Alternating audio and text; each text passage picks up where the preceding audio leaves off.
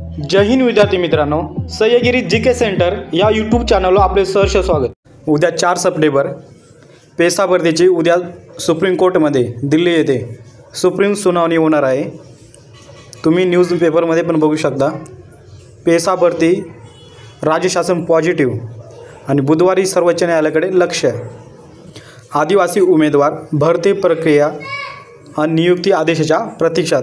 तुम्हाला माहीत असेल 13 जिल्हे पेसा क्षेत्रामध्ये येतात। तुम्ही इथे बघू शकता। सर्वोच्च न्यायालयाने 1973च्या केशवानंद भारती निकालामध्ये 5व्या अनुसूचीला संविधानाच्या आत संविधान म्हटले आहे, परंतु 5व्या अनुसूचीची अंमलबजावणी होण्याच्या दृष्टीने तयार केलेल्या पेसा कायद्याची प्रभावी अंमलबजावणी झाली नाही। त्यामुळे दशकांपासून पेसा भरतीला ब्रेक लागला आहे। या संदर्भात शासनाला वारंवार पत्रव्यवहार करून मागणी केली आहे, असं म्हणणं कोणाचं आहे? ॲडव्होकेट प्रमोद गोडाम, संस्थापक अध्यक्ष ट्रायबल फोरम। आणि आता जवळपास 1 वर्ष होत आला आहे।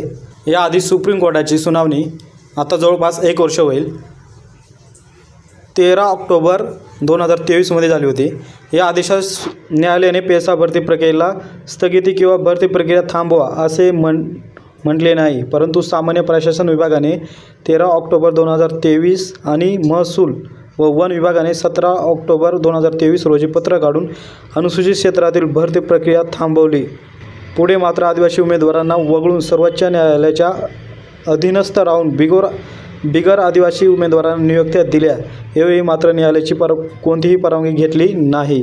दरम्यान राज्यात बेरोजगार आदिवासी उमेदवारांच्या विविध आंदोलनांची दखल घेत मुख्यमंत्री एकनाथ शिंदे यांनी तात्काळ 29 ऑगस्ट 2024 रोजी सह्याद्री अतिथीगृहावर आदिवासी बांधवांची बैठक घेऊन नियुक्ती आदेश देण्याची ग्वाही दिली आहे।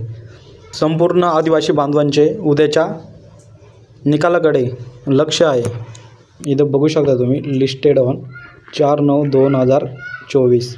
याआधी एक पण डेट लिस्टेड झालेली नव्हती, म्हणजे अंदाजित तारीख 4/9/2024 कॉम्प्युटर जनरेटर, म्हणजे उद्या 100% हिअरिंग होणार आहे, कारण याआधी कधी पण लिस्टेड झालेली नव्हती।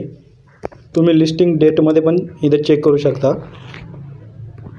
4/9/2024, म्हणजे उद्या हिअरिंग होण्याचे 100% चान्सेस आहे।